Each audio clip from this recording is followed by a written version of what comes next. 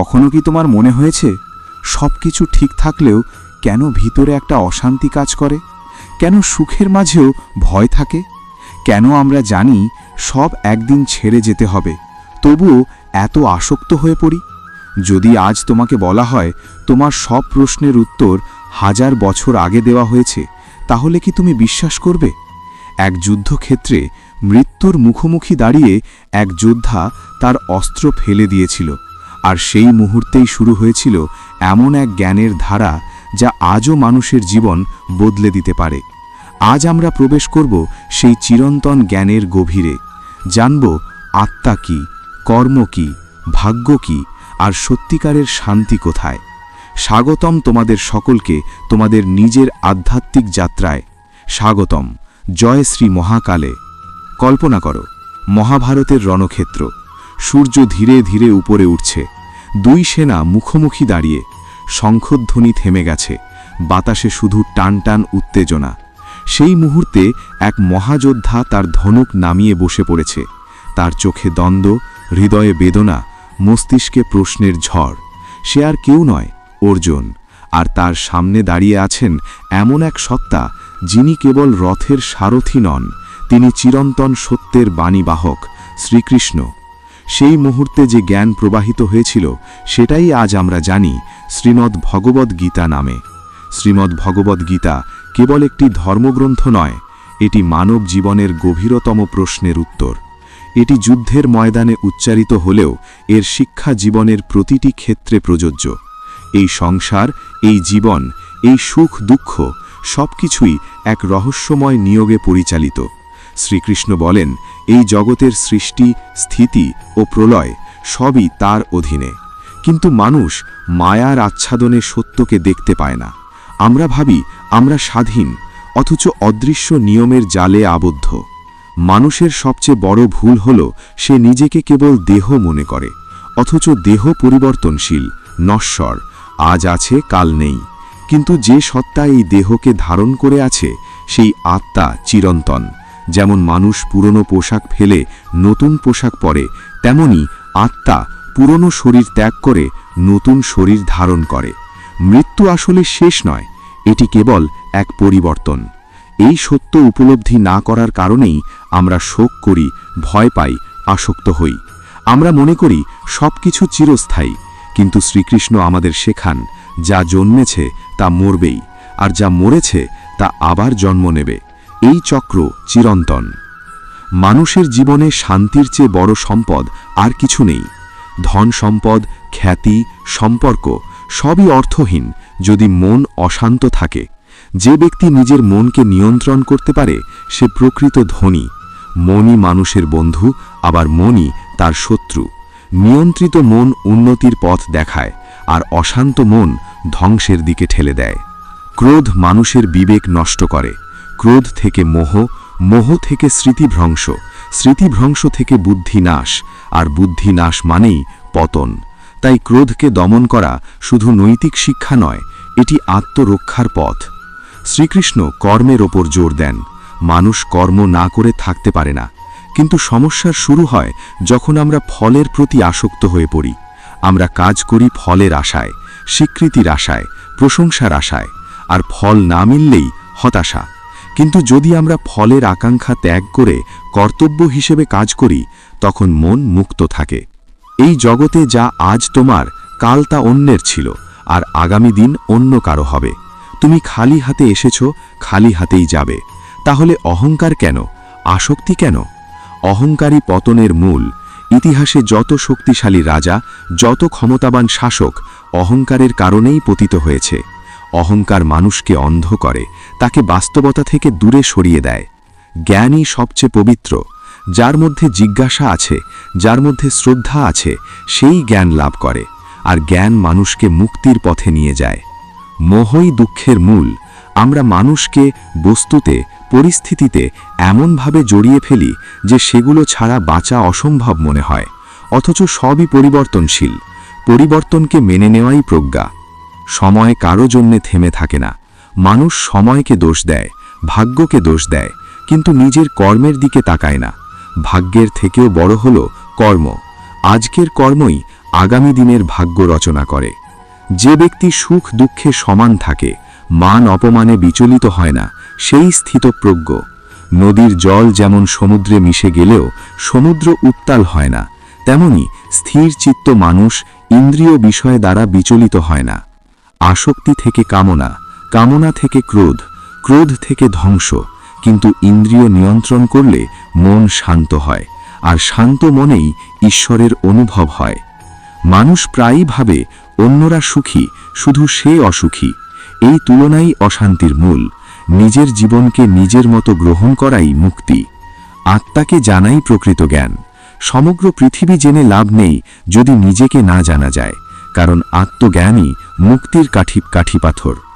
কঠিন সময় মানুষকে একা করে দেয়, কিন্তু সেই সময়ই তাকে শক্তিশালী করে তোলে। দুঃখ ছাড়া সুখের মূল্য বোঝা যায় না। ভগবান বলেন, যে আমাকে স্মরণ করে আমি তার যোগ ক্ষেম বহন করি।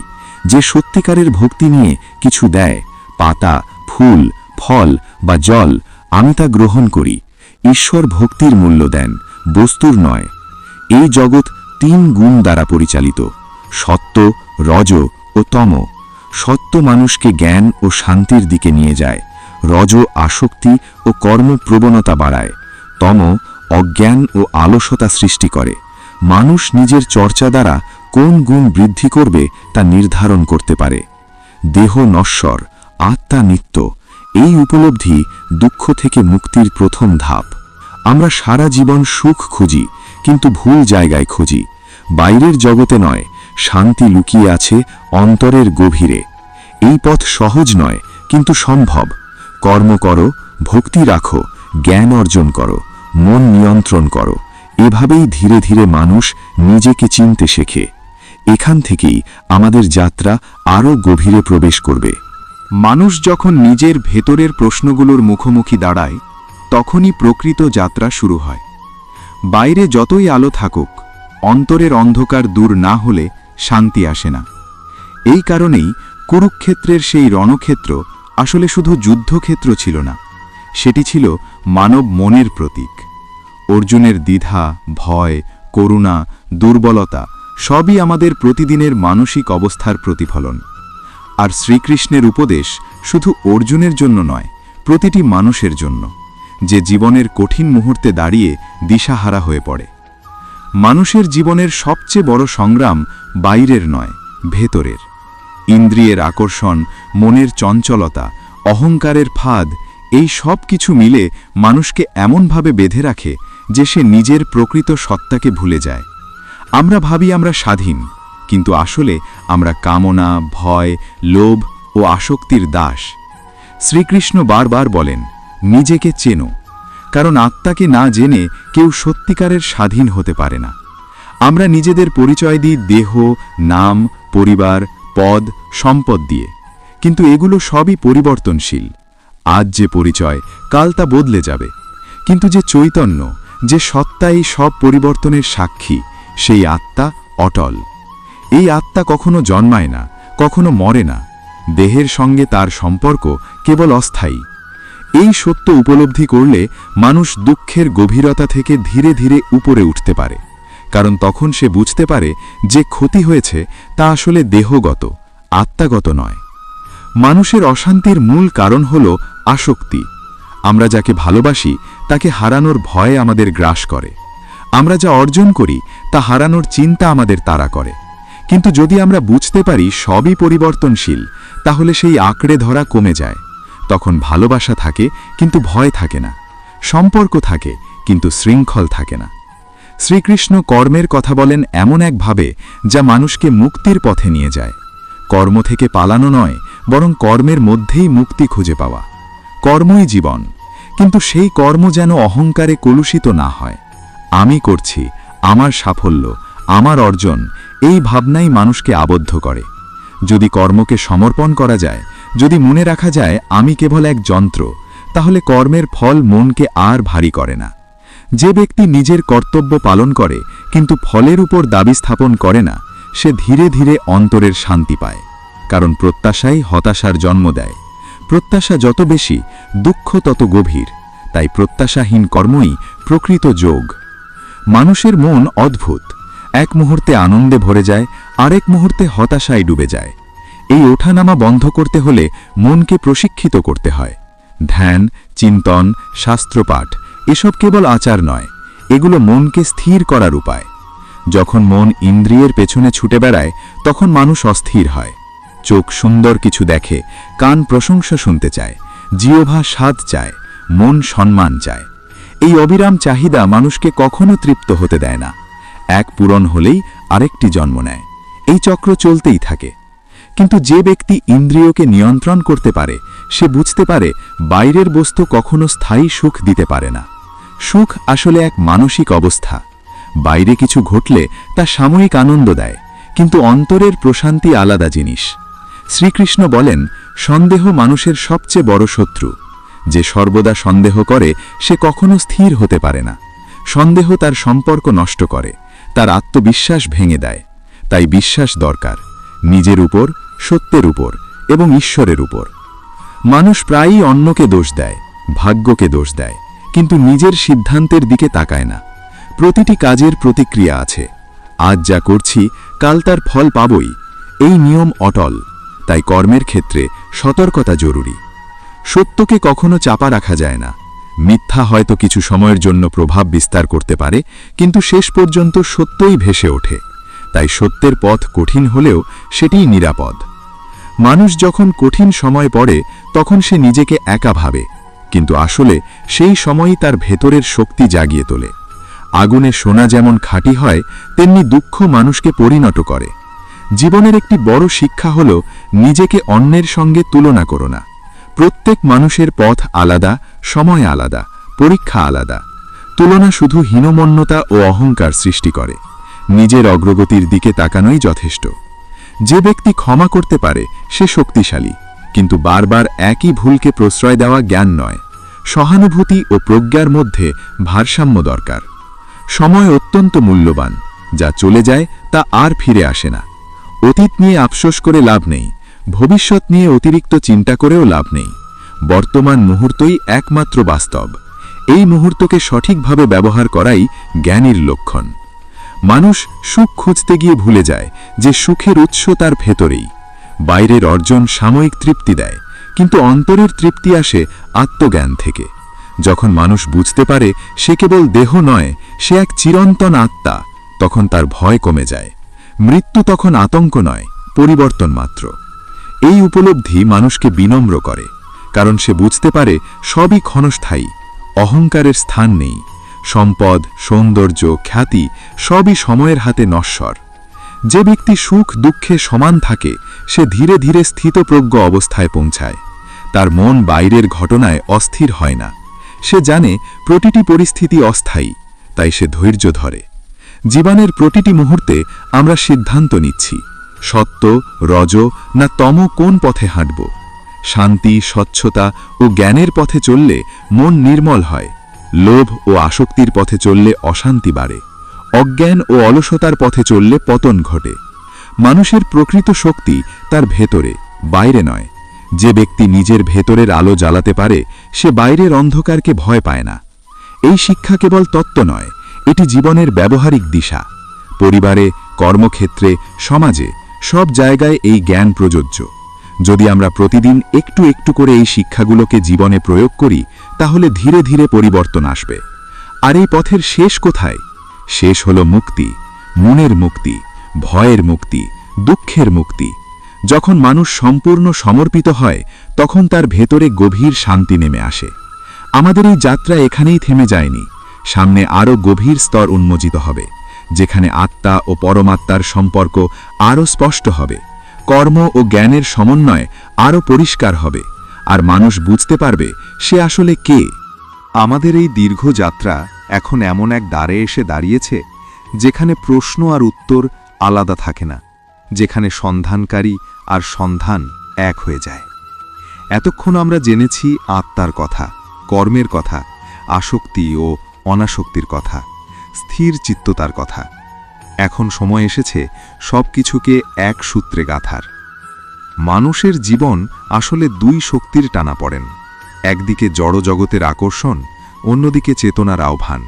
আমরা প্রতিদিন সিদ্ধান্ত নিচ্ছি, ভেতরের আলোকে অনুসরণ করব না বাইরের মোহকে?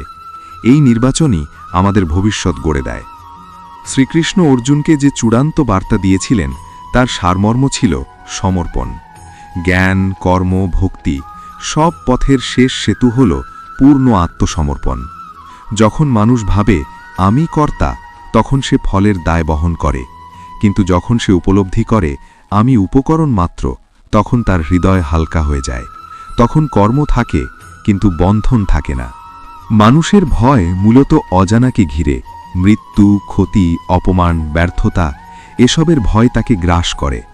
কিন্তু যদি সে জানে আত্মা অবিনশ্বর, যদি সে জানে কর্মের নিয়ম ন্যায়সঙ্গত, যদি সে জানে প্রতিটি অভিজ্ঞতা তাকে পরিণত করছে, তাহলে ভয় ধীরে ধীরে সরে যায়।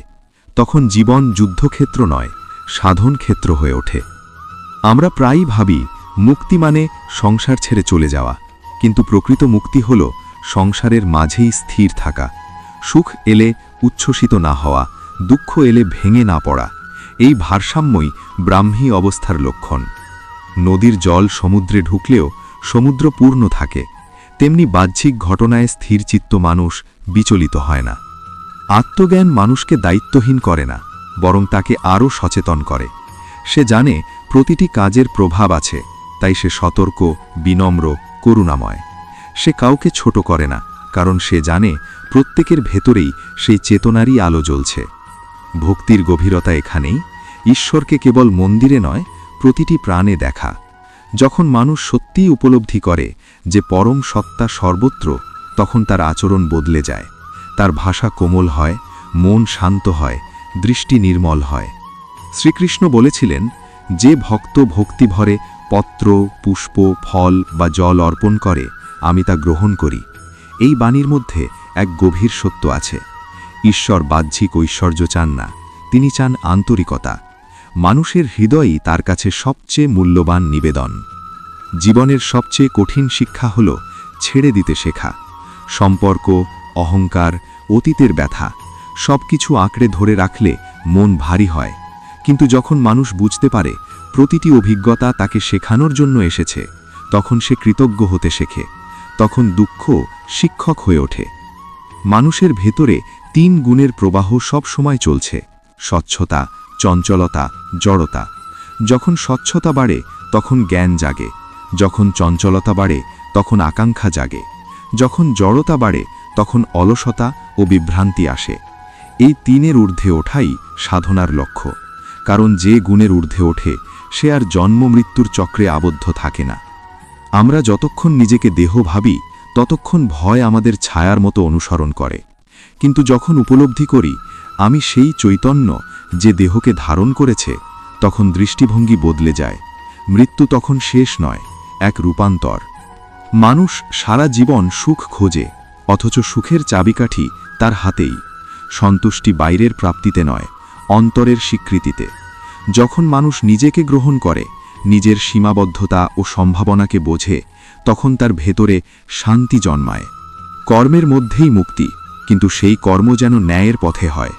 অন্যায়ের বিরুদ্ধে দাঁড়ানো ধর্ম। অন্যায় সহ্য করা যেমন ভুল, তেমনি অহংকারে অন্ধ হয়ে যুদ্ধ করাও ভুল। ভারসাম্যই মূল মন্ত্র। শ্রীকৃষ্ণ অর্জুনকে যুদ্ধ করতে বলেছিলেন প্রতিহিংসা থেকে নয়, কর্তব্য থেকে। এই পার্থক্য অত্যন্ত গুরুত্বপূর্ণ। যখন কাজ প্রতিশোধের বশে হয় তা বন্ধন আনে, যখন কাজ ন্যায়ের জন্য হয় তা মুক্তির পথ খুলে দেয়। সময় সবকিছুকে বদলে দেয়, কিন্তু যে ব্যক্তি আত্মার স্থিতি পায় তার ভেতরের শান্তি সময়ের ঊর্ধ্বে। সে জানে প্রতিটি দিন এক সুযোগ নিজেকে আরও নির্মল করার, আরও জ্ঞানী হওয়ার। এই শিক্ষা কেবল শাস্ত্রের পাতায় সীমাবদ্ধ নয়, এটি জীবনের প্রতিটি মুহূর্তে প্রয়োগযোগ্য।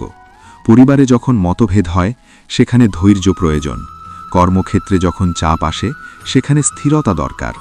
সমাজে যখন বিভ্রান্তি বাড়ে সেখানে সত্যের সাহস দরকার।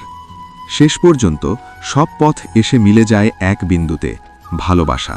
কারণ ভালোবাসাই সেই শক্তি যা অহংকার ভাঙে, বিভেদ মুছে দেয়, মনকে প্রসন্ন করে।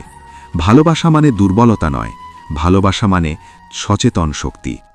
এখন প্রশ্ন, আমরা কিভাবেই জ্ঞানকে জীবনে আনব? উত্তর সহজ, কিন্তু অনুশীলন কঠিন। প্রতিদিন একটু সময় নাও নিজের সাথে থাকার জন্য। নিজের চিন্তাগুলোকে দেখো, বিচার করো না। নিজের কাজগুলোকে প্রশ্ন করো, এগুলো কি আসক্তি থেকে হচ্ছে না কর্তব্য থেকে? নিজের ভাষাকে লক্ষ্য করো, এতে কি অহংকার আছে না বিনম্রতা? ধীরে ধীরে পরিবর্তন আসবে। একদিন হঠাৎ দেখবে যা আগে তোমাকে ভেঙে দিত তা এখন তোমাকে নাড়া দেয় না। যা আগে তোমাকে উত্তেজিত করত তা এখন তোমার কাছে সামান্য মনে হয়। এই পরিবর্তনই অন্তরের বিপ্লব। মুক্তি দূরের কিছু নয়, এটি এক উপলব্ধি। আমি চিরন্তন, আমি ভয়হীন, আমি সেই আলো যার উপর অন্ধকারের প্রভাব নেই। এই উপলব্ধি যখন স্থায়ী হয় তখন জীবন আর বোঝা থাকে না। তখন প্রতিটি শ্বাস কৃতজ্ঞতায় ভরে ওঠে, প্রতিটি কাজ উপাসনা হয়ে যায়, প্রতিটি সম্পর্ক সাধনা হয়ে ওঠে। আজ যদি তুমি এই জ্ঞানকে হৃদয়ে স্থান দাও তাহলে তোমার জীবন ধীরে ধীরে বদলাবে। হয়তো একদিনে নয়, কিন্তু নিশ্চয়ই বদলাবে, কারণ সত্যের শক্তি নীরব হলেও অটল। আমাদের এই দীর্ঘ আলোচনার শেষে শুধু একটিই কথা মনে রেখো, তুমি একা নও। যে চেতনা সমগ্র জগৎকে ধারণ করে আছে সেই চেতনা তোমার ভেতরেও জ্বলছে। তাকে অনুভব করো, তাকে বিশ্বাস করো, তার উপর ভরসা রাখো। যদি এই ধারাবাহিক তোমার হৃদয়ে একটুও আলো জ্বালাতে পারে তাহলে সেটাই আমাদের প্রাপ্তি। সনাতন জ্ঞানের এই সুধা তুমি নিজের জীবনে ধারণ করো এবং প্রিয়জনদের সাথেও ভাগ করে নাও। চ্যানেল জয় শ্রী মহাকালের পক্ষ থেকে প্রার্থনা, তোমার জীবন হোক জ্ঞানময়, শান্তিময়, ভয়হীন। সকলেই ভালো থেকো, সুস্থ থেকো।